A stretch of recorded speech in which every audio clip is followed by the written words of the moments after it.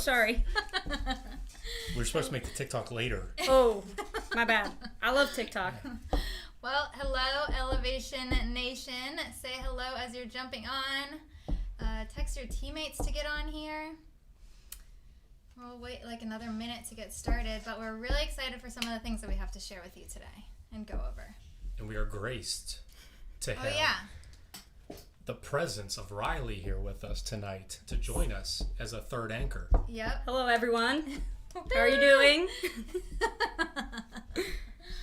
She was so... I guess just if anyone could just type in that you can hear us. We just want to make sure our sound's okay. So comment that you can hear us. Say hello. Text your teammates. Hey, Kenzie.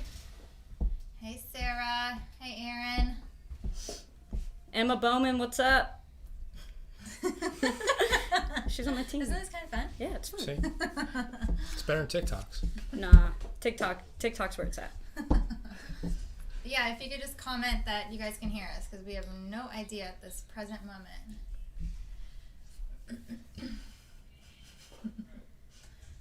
That's it.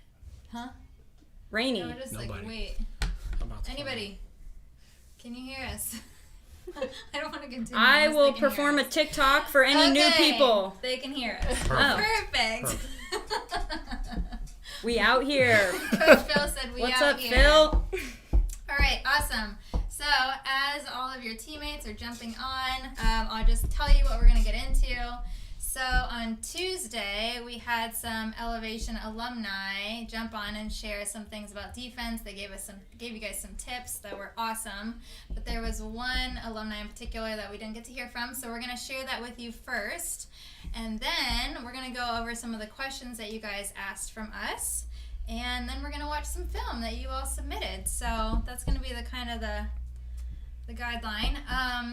And if you have any questions as we go along, if anything pops up into your head that you want to know about defense, send them our way and we will get them answered. There's nothing. Sky's the limit.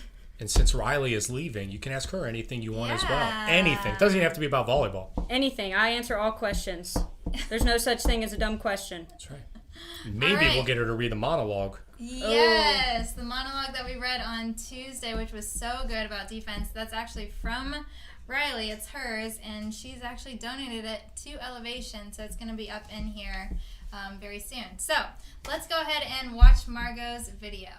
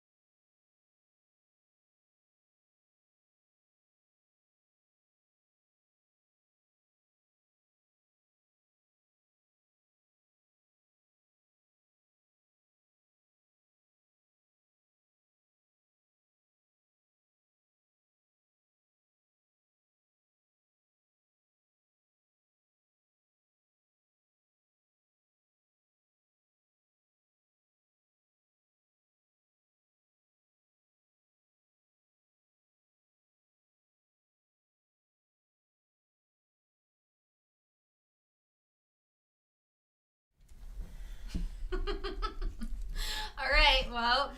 Apparently we had some other technical difficulties. I blame COVID. Yes. That's all right. We have what she said, so we can go through it. And we're actually going to pull it up right now. Should I just put it up in front of the camera? You just How hold does it that up. sound? Okay, so we have it right here. Make sure the volume is loud. Hello, Elevation fam. Hope everyone's doing well despite kind of the crappy circumstances right now. My name's Marta Wolf, and I'm here to talk to you guys about everyone's favorite thing, defense. A little background on me. So in high school, I played volleyball at N&D, where I was able to be a part of 3 state championships. And then I also played club at Elevation, best club ever. And then I played college volleyball at University of Dayton as libero for 4 years, and we were conference champs 3 of those years. So safe to say those were the good old days. But obviously being a defender, most of my career, I'm very passionate about defense. So I'm going to give you my 5 tips to being a great defender. So, number 1, heart and hustle. Skill and technique and talent, that's all stuff that can be taught. But heart and hustle is something, within you that cannot be taught. An innate ability to have that grit, that passion to go after every ball, to do whatever you can and not let the ball hit the floor. That's something that can't be taught. That's an innate quality that you either have or you don't. So heart and hustle, that's something that you have to have if you're going to be a great defender. Whether the ball is in your area, whether it's not in your area, go after every ball. In high school and college, my phrase to myself was always, you don't know unless you go. So say there's that ball in the corner of the gym that you've dove for 9 times and you've missed it every time. But who knows, that 10th time you might dive for it and get it up and win the point for your team. So you're never going to know if you don't go for that ball. So that's kind of my phrase I've used. So that's number 1. Number 2, posture is everything. This was a rude awakening to me when I came in my freshman year at Dayton. So I'm 5'9", as a libero. Some say that's a tall libero. Sometimes it's normal, whatever. But I was the second shortest person on my team, so surrounded by a lot of tall teammates. But something I learned quickly was getting low is a huge, huge advantage to digging balls. So getting low in the right posture, so being stopped with your arms out low, you're going to dig so many more balls than if you're moving off balanced and your arms are not out and ready. So I would always say, it's better to be stopped and in the wrong position than still moving in the right position, because you're going to have a lot better chance if you're stopped, balanced, having your arms out to take some balls. So posture, very important. Number 3, be loud. Something else I learned my freshman year of college. My freshman year when I was playing, I was surrounded by a lot of seniors, a lot of upperclassmen, so I was kind of shy, not very vocal on the court because I was nervous. But something I learned very quickly was if you want to be a great defender, you have to use your voice. You have to talk, you have to be vocal, have energy on the court. Call it what the other team's doing. Say their offset hitters come in for a 2-ball the last couple times and hit it cross. Tell your blockers, tell your fellow defenders, say, hey, she's coming for a 2-ball, watch cross ball. It helps keep your teammates engaged, but it also helps keep you engaged as well of what's going on with the game. And also, energy is contagious. People like playing with energetic people that are vocal and loud and having fun, so definitely be vocal, full of energy. It shows on the court. Number 4, make sure you can always see the hitter. Never want to be behind the block. This is one of the worst places you can be playing defense. You always want to have visibility to the hitter so you can be able to put yourself in the right position to be able to dig that ball. So, and also, when you can see the hitter, make sure you're looking at their shoulders and their elbow and their arm swing. So this will tell you a lot about where the ball could go. Whether their arm is slowing down for a tip, whether they're coming in like this and going to go across body. It tells you a lot about where the ball could be hit, and it allows you to put yourself in the right position as well. So make sure you can always have visibility to the hitter.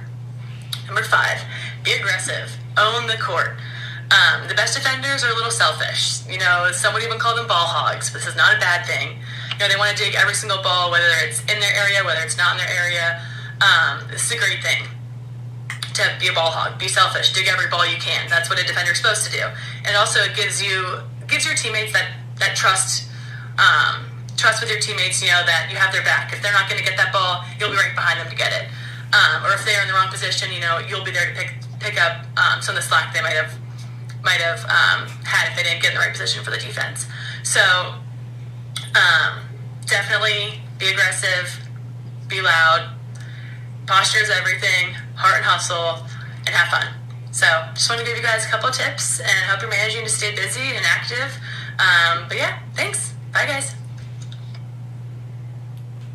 Awesome. All right. Yeah, that How's your arm was feel? awesome. My arm's a little tired from holding that up. But I guess, we see Coach Phil, he kind of put her 5 main tips, but what else did you guys take away? Just go ahead and comment your number 1 takeaway from what Margot shared. Let's talk about heart and hustle. What do you guys think about heart and hustle? Like, what does that mean to you? I like what Margot said, how she says that if you don't know if you can get a ball, then you're never going to know if you can get a ball if you don't try. So, that last ball that you may get up may be the difference between winning a state championship like Margot did and not winning the state championship, or winning at nationals and not winning, or going from gold to silver. Those last couple of points are always huge points in my mind that defenders can always be the person that is able to take a team above and beyond. What if they just put the heart into it and say, I'm going to get that ball no matter what, it's a better game. Yeah, you don't know if you don't go. Like, that's what she kept saying. That's what Margot says. Yeah. You don't know if you can't go.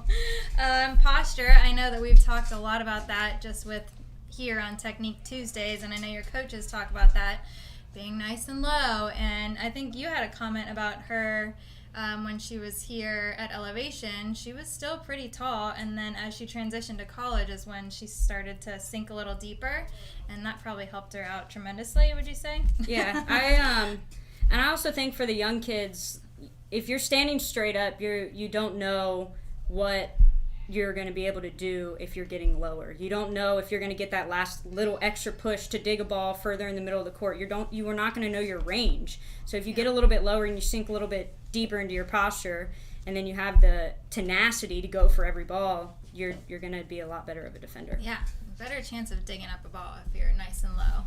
Right. Coach Amanda says Riley went for every ball. One of Margot's tips: be aggressive. It's okay to be a ball hog as a defender. Like, that means you have the mindset to just go for everything. I think also as a defender you have a chance to control your court. You control the first ball, and that says a lot about what your team can do, how the setter can set your hitters, and how your team can move forward if you can control the first contact. Yeah. Awesome. All right. So yeah, we had the 5 tips. If you want to comment your number 1 takeaway from that, we really loved what she had to say. You have anything else, Michael? No, I think good. We're good. Yeah. All right, now we're going to jump into some of the questions that you guys submitted about defense. So the very first one, are we ready, Alyssa? Okay. The first question is, do we have any tips for reading hits and serves? And this came to us from Kaylee.Withers. I think to me, number 1 goes to number 4 from Margot and the ability to be able to see the hitter. So with regards to hitting, I'll touch on that just a little bit. Mm-hmm. Having the ability to see your hitter. If you can't see your hitter, you cannot see what their arm swing's doing. Are they slowing down, to Margot's point, for a tip? Are they coming in at a sharp angle to hit that ball hard cross? Are they coming in at straight down the line to be able to swing that ball line? If you can't see your hitter, you're stuck behind the block, you're not going to be able to make that read. And that's something that can really help with trying to read your hitters a little bit more. Yeah, what would you say about the progression? So from young, because you coach a lot of the younger girls, to the older, because I know as you get older, you'll be able to read the arm swings a little bit better, but what would you recommend for them when they're younger? For the younger kids, we don't see too much deviation with the arm swing. Mm-hmm. We're not seeing a ton of thumb up swings down the line. They're mostly swinging straight ahead of their shoulders, but my biggest comment to my teams when I coach is to be stopped on contact, no matter where you're at. And Margot mentioned that. Yep. Be stopped on contact so you can be athletic to dig the ball. There are kids that are going to hit the ball straight down and you're going to be in a great position, and there are times that our kids hit the ball straight down and we're like, wow, they got lucky on the other side, but that's great. I mean, it's still a great swing, but being stopped on contact is one of the biggest things as a younger kid that you can do, and having the posture all the time. But as far as reading goes, I would say being stopped, because my comment to a lot of the young kids is a lot of times they don't hit the ball where they're supposed to. Right. They thought they were going to go line, and that happens to go sharp cross. So if you're stopped, you can still make the read to dig that ball. Yeah. So we really work on being stopped and being able to see our hitter and kind of be in front of her arm. That's what I was going to say. Is be stopped and just put yourself in the position to be able to read not read, but see your hitter. That's going to help you. And then as you get older, you'll be able to start to learn the arm swings and all of those other things. So. And I think with serving, people don't really take the aspect of reading as far into serving as they could. I think when you look at a server, and we were talking about this before we came on, about where that toss goes. Is that toss way out in front of them? That ball is going to be a flatter serve, going to go a little bit deeper. Does that toss get behind the server a little bit? That's where you can talk about that might be a short serve. Look at the angle that she's coming in to serve so you can see and start to anticipate what seam the ball is going to go into and start to have that early communication. Being loud very early on is kind of very similar to what Margot was talking about. And I think also you learn a lot from the hitter or the server's first ball. Yep. So if they serve a first ball and it's a super great float, you're like, okay, I know this ball is going to float a lot. But if they're out there and they're trying to hit a jump topspin serve, you may scoot up a little bit for that ball that's dropping so you can pass, the topspin serve. So learning from their first contact and being able to make adjustments is really big. Yep. Awesome. All right, let's move on to the next question. Coach Alyssa is snapping some photos. The next question that came in is, do you have any tips for blocking? And this comes from Hannah Laney 9. Thank you for the question. I actually like this question I do too. because most people, when you think defense, it's always a Digging the ball. libero, Yeah, somebody digging a ball in the backcourt, but defense does include blocking. That's part of defense. So I think to reiterate kind of what Lisa and Adam talked about during their blocking sessions is to make sure that we're balanced. And to me, my biggest thing that I always press on people is it's better to be over the net than to be really high. Yep. And the higher you get, the more arm that they can swing off of to the side. It's better to be pressed through the net than to be super high. But if we're getting balanced, starting with the 45-degree angle off the net where you're kind of holding the net when you could be 45 degrees off so you're not too tight, keeping your arms high, balanced. Yeah. I mean, there's so many tips to go into blocking. I know. I like the phrase take away space. Yeah. Because that, you taking away space as a blocker, even if you don't touch the ball, makes a huge impact on the defense behind you, because that means you've taken away a spot that they're not in and you're filtering that ball where they're standing. And that's why there's so much discipline in defense. Get to the spot you're supposed to be in and be stopped, because the block is supposed to be taking away deep zone 6 or zone 5 middle of the court, so then the defenders can read around that block. So I take away space. It's not all about blocking the ball straight down. I mean, that's great and don't all, fade, but do your part and take up space. Yeah. Awesome. Okay, our next question is, what is your favorite position to play in defense? And this comes from Gabby McMahon. What is your favorite position to play in defense? I love left back. I'm the same way. Me too. Yeah. Why? Why do I love left back is I think it has the best of both worlds. You get to dig these super hard-driven balls, but you also get to run around and pick up tips, cover the block, and you're just so much closer to all the action. Middle back's not terrible, but there's a lot of reading that goes into it. There's a lot of movement. There's a lot of adjustment. Mm-hmm. And so that's why I love left back, because there's so many more opportunities to touch the ball. That's actually my same exact opinion. I could make an argument for middle back, just from the point you made of you do have so much control. You're reading. You're going all over the place. You're going from sideline to sideline, making reads, versus sometimes the left back is just stay outside the block and dig that hard cross swing, and you do have a lot more freedom to go and roam a little bit more middle back. So I can make an argument for middle back too. I see that perspective too. All right, and then I think this is our last question, and it's a very valid question. Do you ever want to dive, but then decide that you're not going to go because you're going to get hurt? And this comes from North K14. Do you ever want to dive, but then decide, no, I'm going to get hurt? When you're coaching, yes. Yeah, the older you get, and when you're not competing, really. I don't know. Yes, I want to go dive for that, but no, I'm going to be hurting tomorrow. Right, but I guess I'm still kind of young, but I don't have that mentality yet. I have the mentality of there's never a chance that I'm not going to dive. Mm-hmm. But that also comes from my upbringing, is I learned how to dive correctly early on. So if you ever feel like your diving skills aren't where they need to be, that's something you need to practice at home. There's a ton of different things that you can practice at home in order to make sure you're lower and make sure you're getting a good extension step and you're not falling like a tree.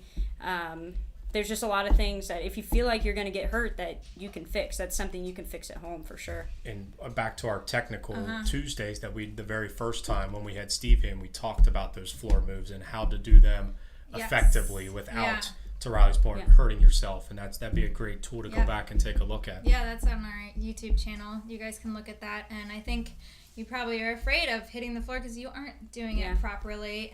But also part of that defensive mindset is having more of a growth mindset versus a fixed mindset. Like, you really don't know what you can get up unless you try.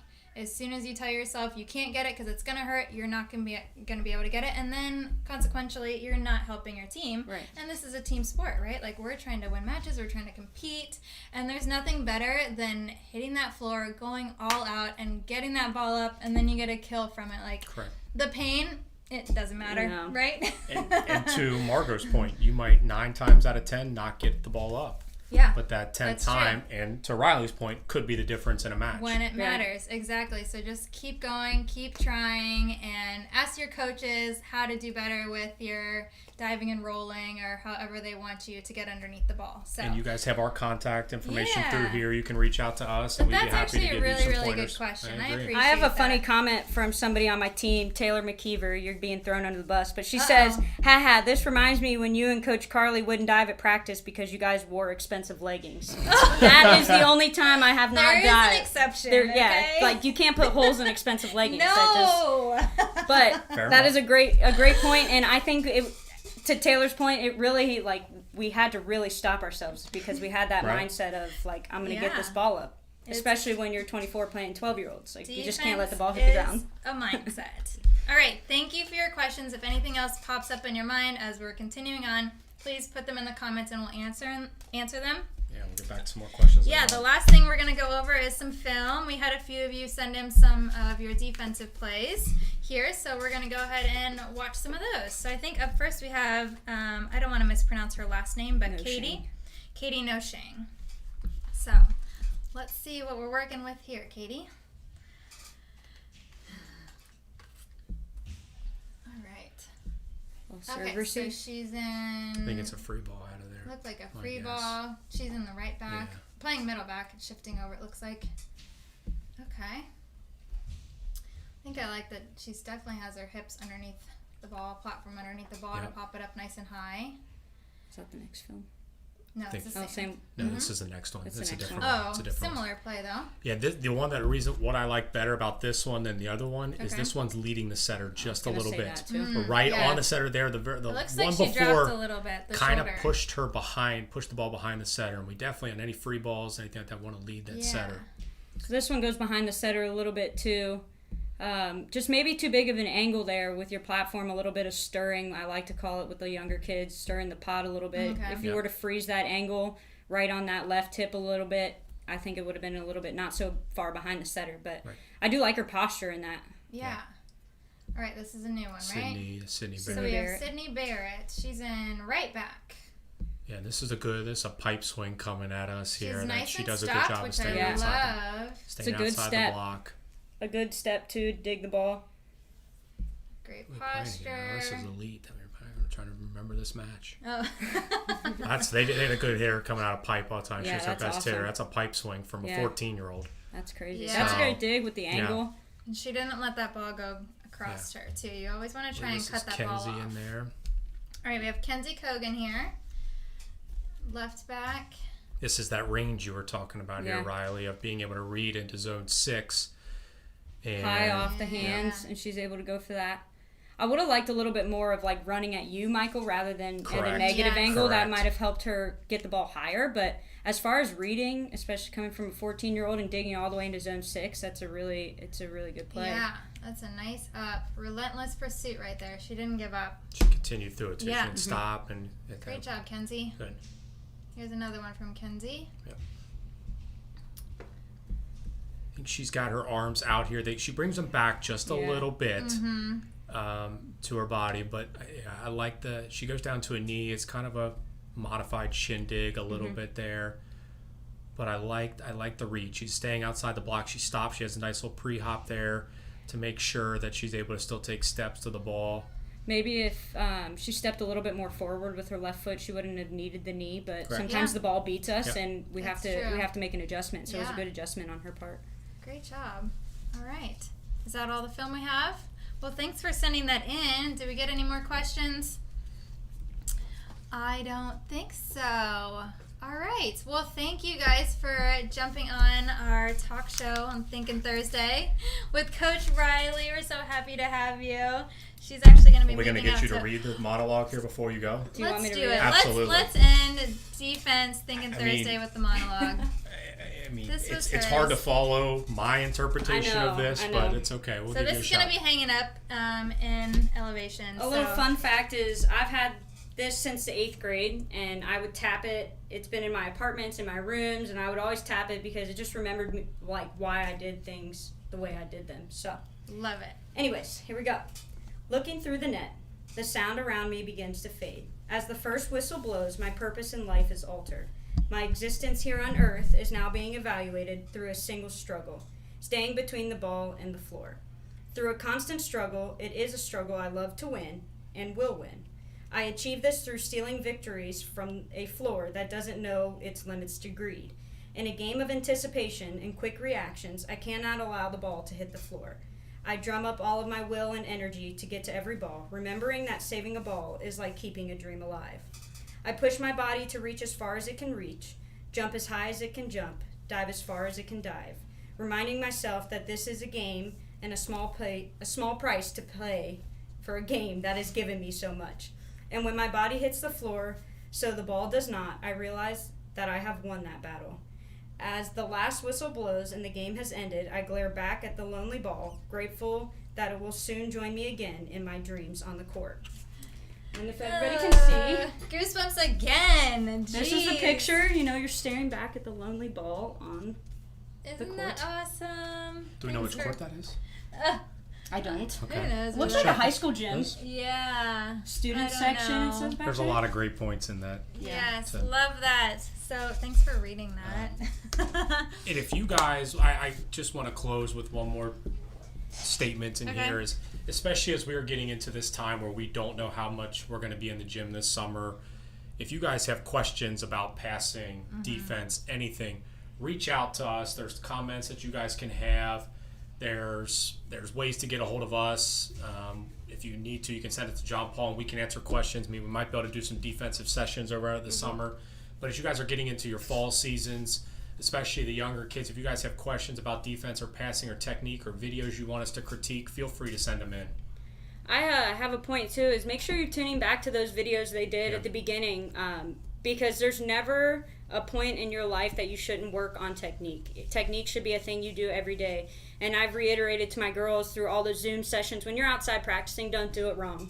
Yep. Do it 100 times the right way. Correct yourself if it's wrong, because by this point in your volleyball career, a lot of you do know, like, oh, I should probably be a little bit lower. I should probably not be using my arms to pass off the wall. I should be using more weight shift with my legs, and just focus on those things, because those are the things that are going to make you better when you get back on the court. You start to coach yourself, really. So awesome. Well, thanks. This has been fun. Yeah. I'm Thanks, so Riley. glad to do this with you.